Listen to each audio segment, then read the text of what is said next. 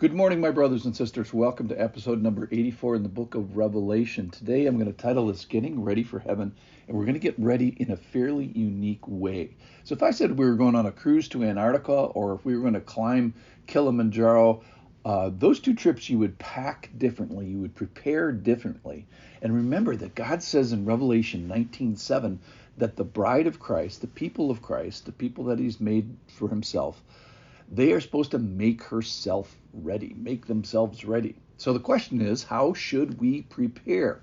And I think the answer is going to is to know that we really are going to heaven. And so we really need to prepare. So God is asking us to do some preparation works, to get ready for it, to believe in the prophecy that he has in the book of Revelation, and then to rely on it, kind of sit on it, trust it, and be blessed by it. So let's do today some preparation work in our imaginations. And by imagination, I don't mean pie in the sky imagination. I mean thinking about it in a way that we know that this is a real event. It's going to be a real event, and us knowing that it's going to be a real event. That's what I mean by imagination. It's a promise that we are trusting in. It's in trusting in the reality of heaven, that heaven is actually going to happen. And I think when we do that, then we get the blessing that's in chapter 1, verse 3 of Revelation. Blessed is the one who reads aloud the words of this prophecy, and blessed are those who hear and who keep. That's what I'm saying. Keeping these words is imagining it. Keep what is written in it, for the time is near.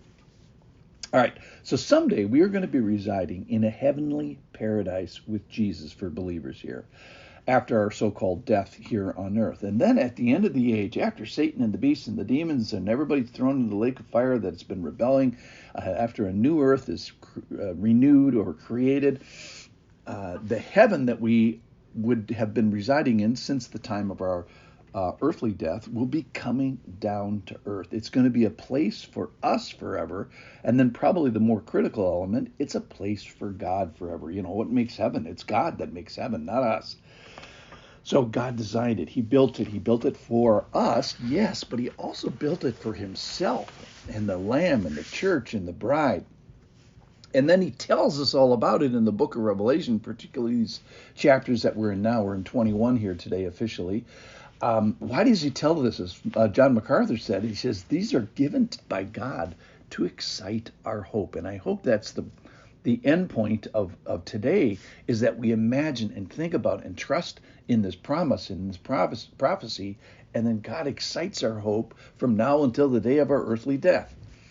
So these were realities. So what John saw, we say he saw a vision, and by vision we don't mean, you know, a pie in the sky thing that never happened. He went ahead in time, saw this reality. It's real for John and it's real for you.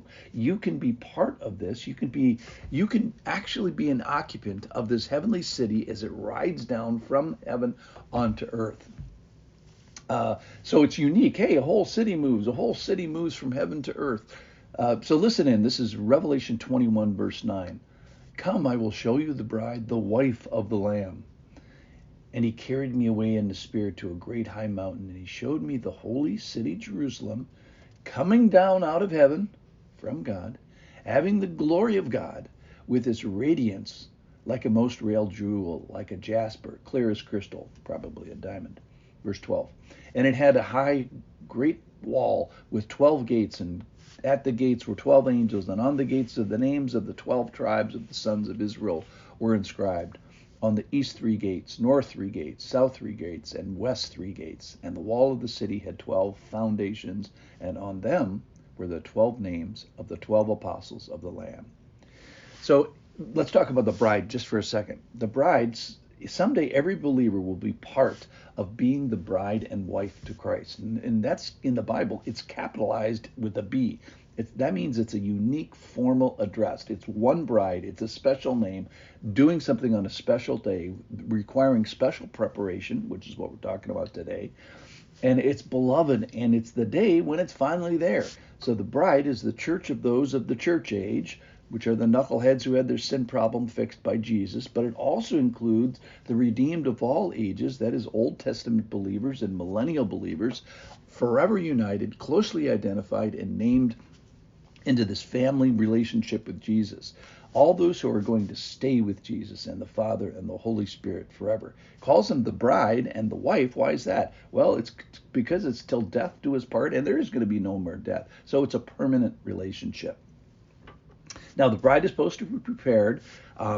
Certainly, we can talk about, deeds and doing stuff and activities, and certainly I would hope that your life has deeds that demonstrate an internal change, which now is exhibited externally.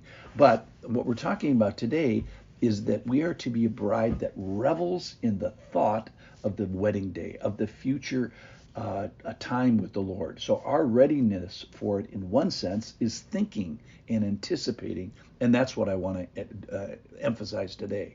So here's things that we can think about. The physical features, high walls, lots of gates, demonstrating its security and its power. There's 12 angels guarding this, and God, and God himself, for that matter. It's a place of no more tears, no more death, no more mourning. Nobody is left to attack it. All resistance is gone. The foundations say that this is permanent, and there's going to be this unity of Jew and Gentile, and this redemptive arc has finally swept over both groups and ends here. So let me tell you what heaven's like. Heaven is like, it's a physical place. It's the home of God, and it's the home of people. Remember, people are this disagreeable set of creatures that he redeems from the Old Testament and the New Testament, and here they are united in this final destination. It's the city that is designed and built by him. It's now descended to a new earth. It's permanent, it's secure, it's pleasant, it has some history to it, and its foundation is upon this history. It's a physical place, it's protected, and it reflects his glory. And guess what? Tomorrow, there's going to be more. So in conclusion, how should I prepare? Christ's bride has made herself ready. And one of the ways that we make ourselves ready as the bride of Christ is to imagine this. He's given us all these details. Why? So that we can think about it, so we can know it's real, so we can respond to its magnificence. We can respond to the Creator. We can respond to us as occupants of this. We get to go be with God permanently, physically, protected in a secure way, and enjoying the pleasance and the glory of the persons of God. I can't wait. Please join me there. Thanks for listening.